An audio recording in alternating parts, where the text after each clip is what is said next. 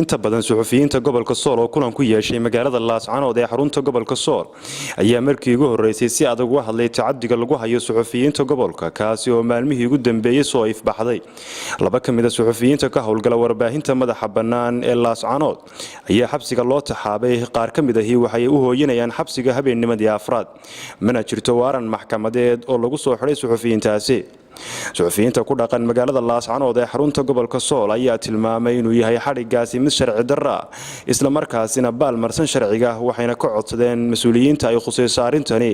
inay si degdeg ah u sii daayaan labadaasi wariye waxaan halkan ka cabaaraynaa laba wariye oo ku xiran xabsiga Laascaanood kaasoo aan loo marin sifo sharciya suxufiyiintan oo mid kamid ah xiran yahay 3 cisho midna 2 cisho xiran yahay hadda ilaa haatan aysan jirin waaran maxkamadeed oo lagu soo qabtay ama lagu xidhay suxufiyiinta gobolka Sool waxaanu halkan ugu baaqaynaa xukuumadda Soomaaliland iyo mas'uuliyiinta gobolka Sool ee halkan ka arrimiya inay joojiyaan tacadiyada iyo caburinta saxaafadda waxaa soo baxaysa in mas'uuliyiinta gobolka Sool ay had iyo jeer u xidhaan suxufiyiinta arrimaha la khuseeya baraha bulshada waxaanu mar labaad iyo mar saddexaad cambaaraynaa suxufiyiintan ku xiran xabsiga Laascaanood sidoo kale waxaan ugu baaqaynaa mas'uuliyiinta gobolka Sool ama xukuumadda Soomaaliland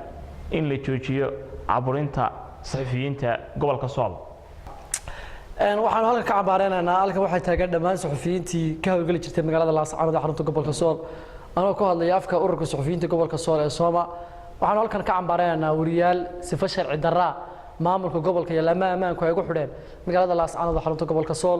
bismillaahir rahmaanir rahiim magacaygu waa Xamse Xaaji Maxamuud Raadiye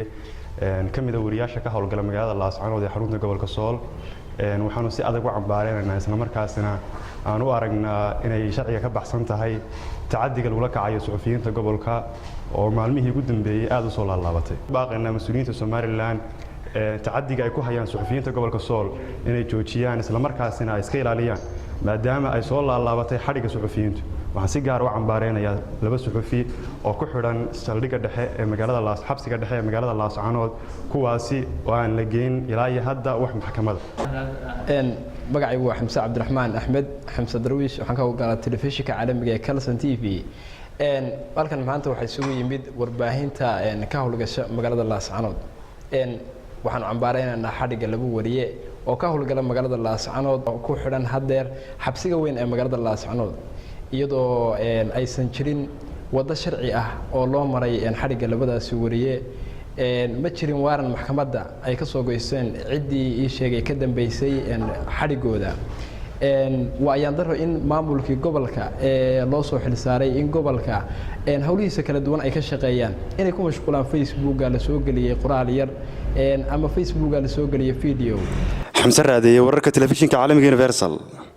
Laascaanood